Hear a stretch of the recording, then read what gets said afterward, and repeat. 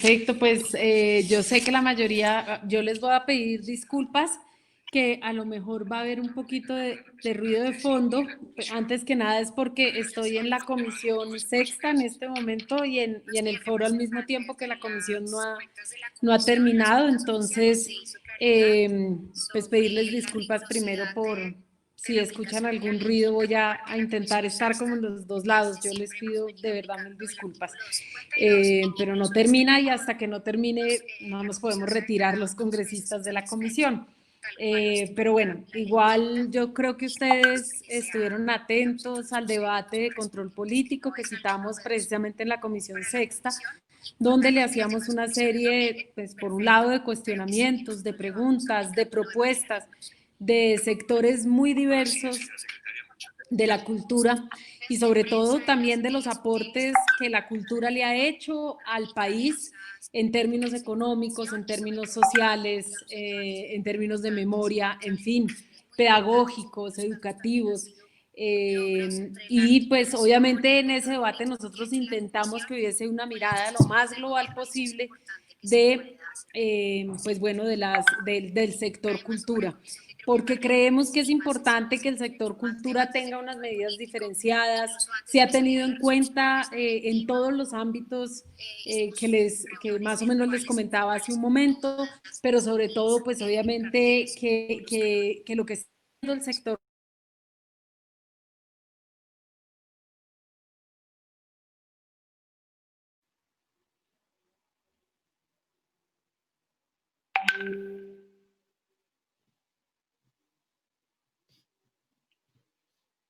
María José,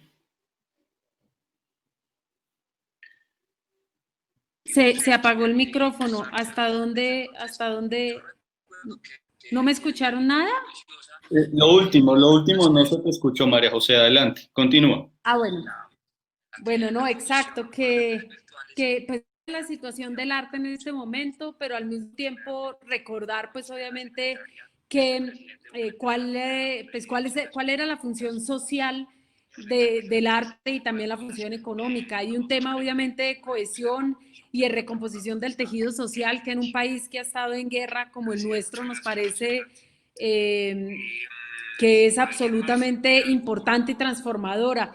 El arte ha sido en este país un espacio de generación de conocimiento, donde otras áreas que el gobierno ha ido dejando abandonadas, pues el arte ha ido ocupando ese espacio y sobre todo ese espacio, no solamente de generación de conocimiento, también, pues obviamente de recomposición del tejido social. Ha ayudado a través de las dinámicas económicas, por ejemplo, a través del turismo, a través pues de los espectáculos, también pues obviamente a través de iniciativas locales, por ejemplo, los lugares de memoria, los espacios de memoria, que son pues obviamente espacios de arte donde además los artistas tienen una implicación importantísima. Nos ha ayudado a superar desigualdades históricas o por lo menos a poder hacer frente a esas desigualdades históricas y pues claramente ha sido una manifestación de la creatividad y de la resiliencia de nuestro territorio. Nosotros le decíamos a la ministra que nosotros esperábamos que la ministra no pasara a la historia como aquella que enterró el arte en nuestro país.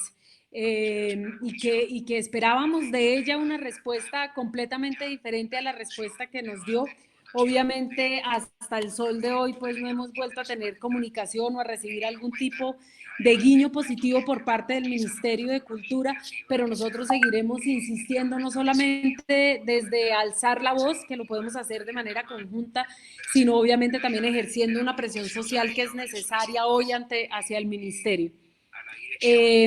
Por otro lado, pues obviamente nosotros creemos que una de las fortalezas que ha tenido este pequeño proceso que hemos iniciado juntos y juntas, pues ha sido por un lado conocer el nivel de organización que hay en el campo de la cultura en todas sus distintas aristas. Espérate, perdón porque van a poner en votación un proyecto de ley. Tengo que subirle un poquito. Entonces, bueno, voy a seguir hablando y cuando me toque a mí, disculparán un segundo, digo voto sí y estoy nuevamente aquí. Les pido de verdad me disculpen.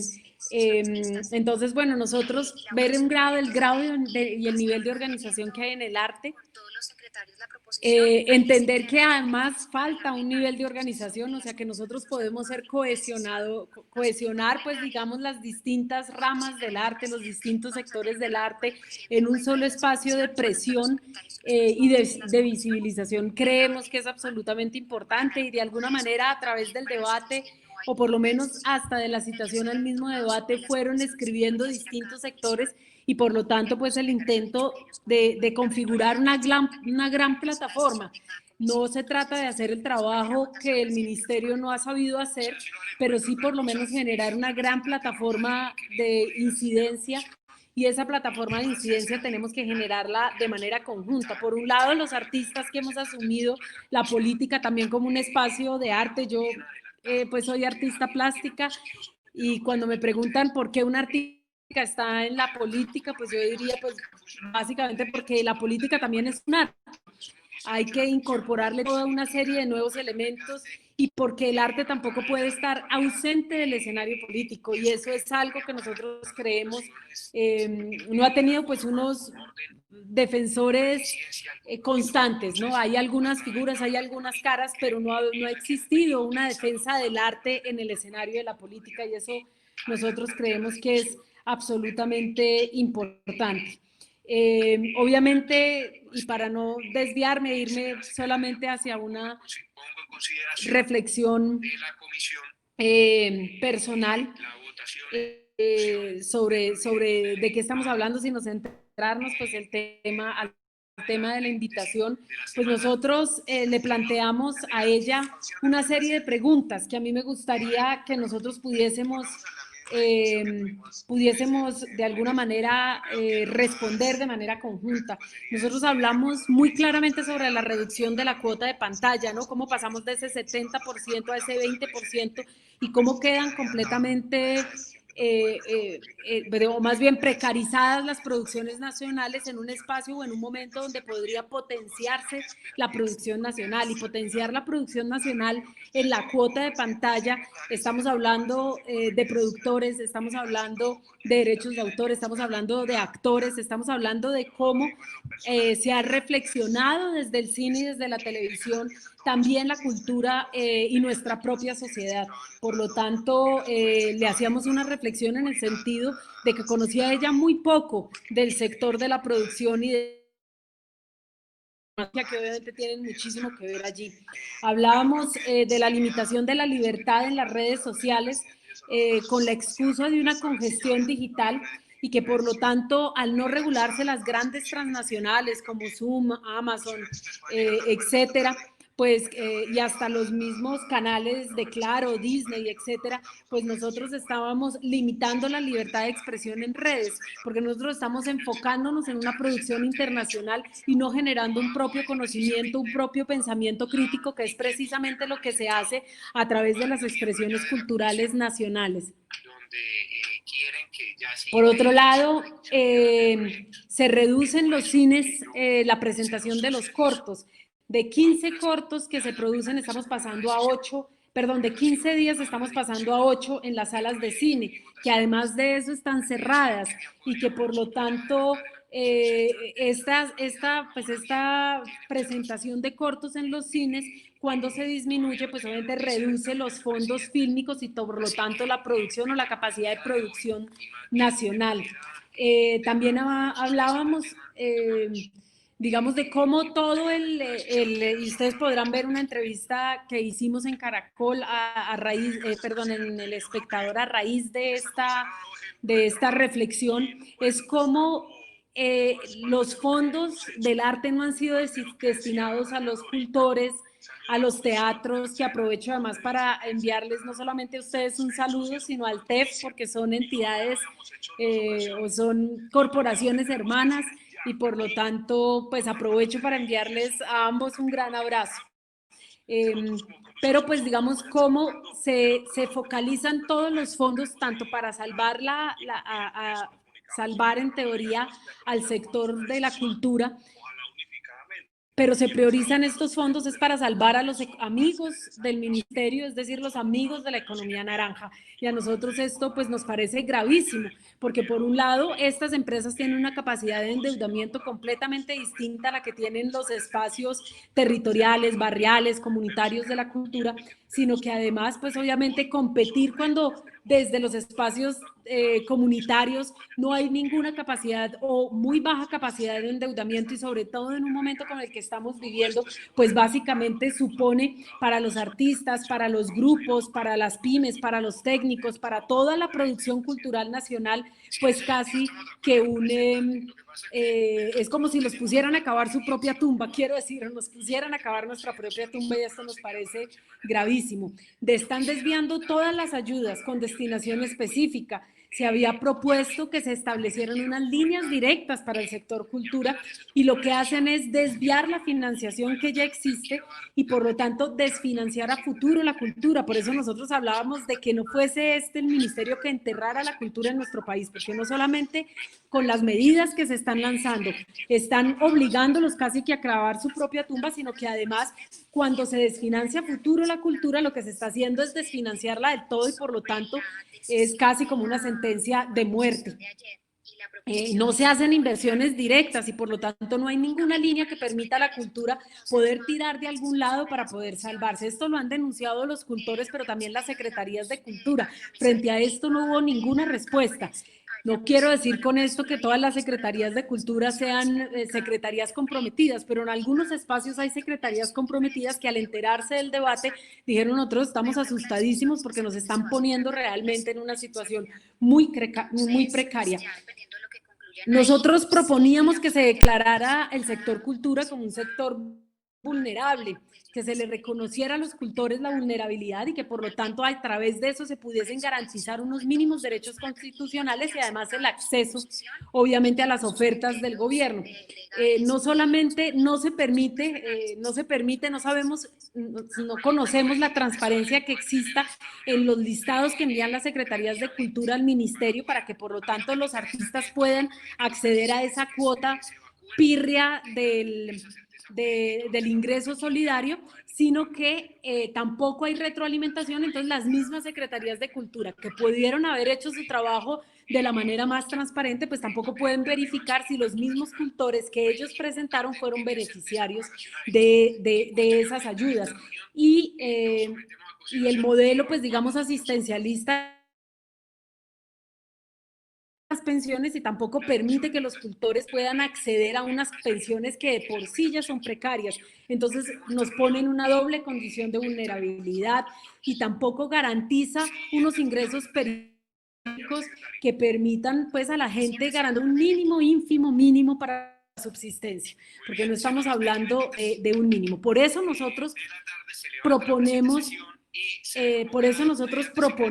un mínimo vital, una renta básica, que es precisamente una propuesta que se ha lanzado tanto desde Senado como de Cámara, como de distintas organizaciones sociales, para que todas las personas puedan acceder a un salario mínimo durante el periodo que dure la emergencia y 3 meses más. Estaríamos hablando que desde marzo 3 meses adicionales, pero como hay una nueva declaratoria de emergencia ahora, serían 3 meses adicionales a partir de la declaratoria de emergencia.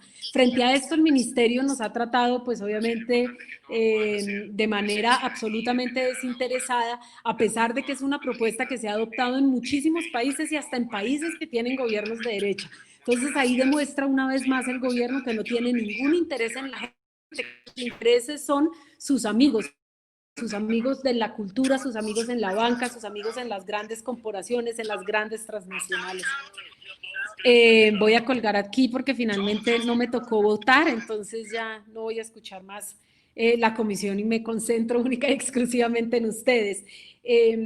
Lo que hacen a través de las medidas que toman es básicamente fortalecer la informalidad del sector cultura, que ha hecho grandes esfuerzos por incorporarse de manera formal y por lo tanto no solamente recibir los beneficios, sino aportar a la sociedad. Esto no se reconoce y lo que se hace es precarizarlos a través o de un trabajo a distancia por horas, que en el caso, pues no voy a poner el caso mío, pero para todos supone un incremento increíble de las horas laborales. Aquellos que estamos obviamente en la virtud, no yo, pues aquellas personas que están en la virtualidad, sino que además poco a poco se van eliminando garantías laborales que se habían venido ganando. Entonces, la discusión que nosotros tenemos que poner en el asunto y es cómo vamos a regular el teletrabajo, el trabajo a distancia, porque hoy no tiene ninguna regulación y la gente está desprotegida, ganando salarios ínfimos y además de eso, pues obviamente no se le garantiza ni las prestaciones sociales, absolutamente nada por el trabajo que se está realizando. Termina siendo un trabajo ad honorem,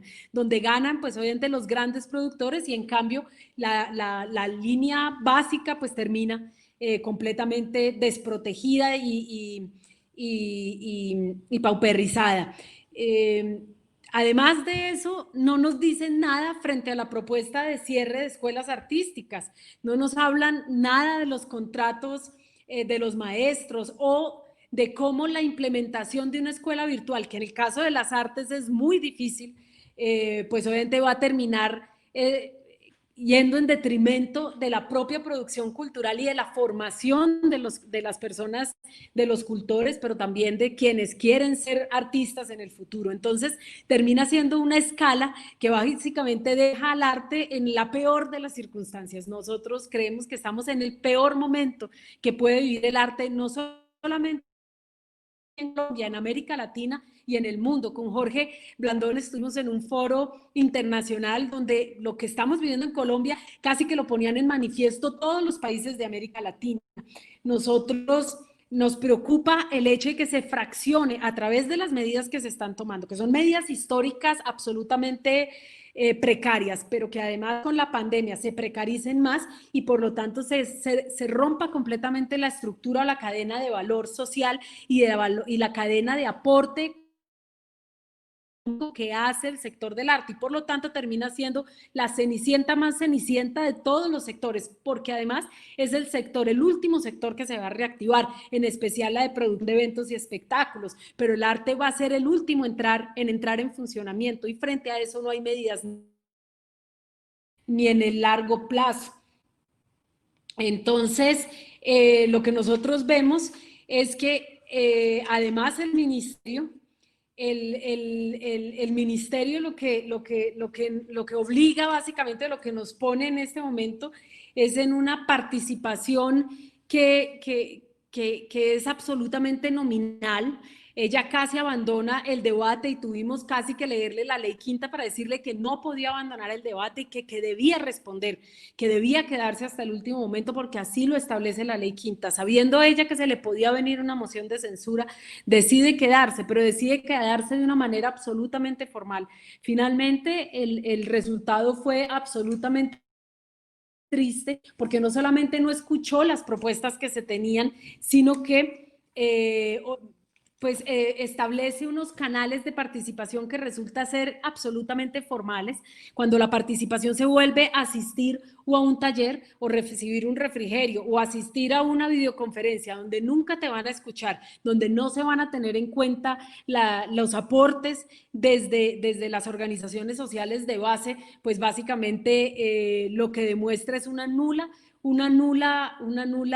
capacidad por lo menos de interacción. Nosotros exigimos en ese momento la conformación de unas mesas de trabajo. Hoy no hemos recibido respuesta, pero sin embargo seguimos insistiendo en aquello que les propusimos en esa ocasión, y es que nosotros generemos un gran foro nacional, aprovechando pues este espacio virtual donde se pueden conectar personas y sectores culturales de todos los rincones del país para plantear nuestras diferencias, para plantear nuestras propuestas, para lograr establecer una gran plataforma de incidencia y que no nos miren hacia abajo como si no significáramos nada, sino que somos un gran motor, que tenemos una gran capacidad de presión cuando caminamos todos juntos y ese es el valor del arte. El arte ha enseñado que no son disciplinas aisladas, sino que son disciplinas que se complementan. Yo, por ejemplo, pues estudié artes plásticas con énfasis en joyería artística, es decir, soy joyera, concibo las joyas como una pieza de arte, pero al mismo tiempo he desarrollado exposiciones fotográficas, he trabajado en documentales, he trabajado en iniciativas artísticas de memoria, colectivas de memoria, que entremezclan el arte dramático, el muralismo, el graffiti, la pintura, el canto, el rap, la literatura, todo eso, toda esa capacidad de simbiosis que tiene el arte es lo que tenemos que construir para poder ejercer una presión conjunta. Ustedes hoy pues no están aislados, tienen una curula en el Congreso de la República, el arte tiene una curula en el Congreso de la República, porque no es mi curul, yo sencillamente estoy allí porque pues hay gente que consideró, 80,000 personas consideraron que yo tenía la capacidad de representarles y lo que he hecho en este momento es mantener lo que dije desde el primer momento. Nosotros íbamos a tener un pie en la calle y un pie en el Congreso y la curul no era nuestra, la curul es de la gente y por lo tanto esta curul que es una curul del arte porque yo soy artista, porque siento el arte en mi interior, porque crecí formándome, en los espacios culturales, la pongo a disposición de todos los cultores y de todas las organizaciones sociales de base, de todos los sectores artísticos, para que podamos trabajar mancomunadamente y de alguna manera esta experiencia que yo estoy adquiriendo sirva para que otras personas del sector del arte se animen y ojalá pues mañana no seamos una, dos o tres personas defendiendo el arte al interior del Congreso, defendiendo la cultura al interior del Congreso, sino que seamos muchísimos más con la capacidad de interconectarnos y de demostrar pues la altura que tiene el arte y por lo tanto lo que yo decía al principio de que la política también es un arte y tiene que concebirse de esa manera si quiere ser transformadora, si quiere generar prácticas diferentes, si quiere transmitir a través del afecto y de la sensibilidad y que es algo, pues un elemento que a veces parece, no hace parte del escenario de la política, pero quienes hoy estamos en la política encontramos una ausencia inmensa de calidad humana, de sensibilidad, de creatividad, de capacidad de conectarse, de trabajar con la gente, de untarse pues de pintura, de tierra, de gente, de sangre para poder pues transformar esta sociedad. Entonces aprovecho pues para decirles que estoy allí, que seguiré allí y que mi gran propuesta es que logremos pues conformar esa gran plataforma que nos permita que el sector cultura no solamente no desaparezca como ella quiere, sino que además podamos fortalecerlo de una manera que sea imposible de ignorar.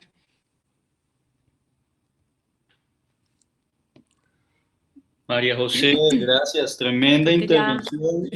Gracias por poner tu curul al servicio de las artes y de la cultura. Y ahí vamos a estar para sacando un proyecto nuevo por la cultura en Colombia. Y vamos a estar apoyándote.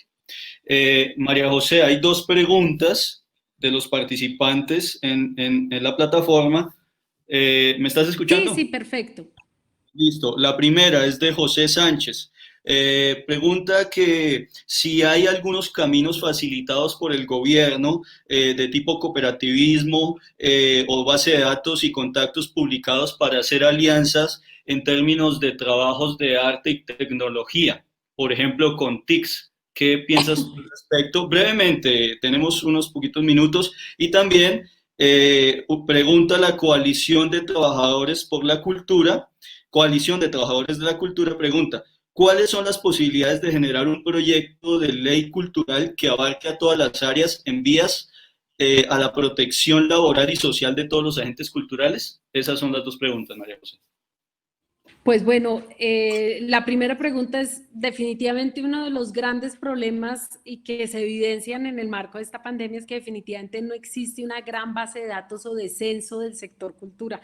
Lo poco que han podido adelantar algunas secretarías, lo poco que han podido hacer algunas organizaciones, pero que el gobierno cuente con un gran censo, no. Esa es una de las presiones que tenemos que hacer, porque no solamente el censo tiene que, el gobierno tiene que tener el censo de cuál es la gente que hace y produce cultura en nuestro, sino que además nosotros tenemos que tener la capacidad de interconectarnos. Si ellos no lo hacen, pues yo creo que lo tenemos que hacer nosotros. En el tema de las telecomunicaciones, yo la verdad desde el ministerio espero muy poco y sobre todo después de esa ley de modernización de las TIC que va en detrimento de un sector hermano y de un sector que hace parte del sector cultura, pero pues nosotros tenemos que echar mano de lo que hay.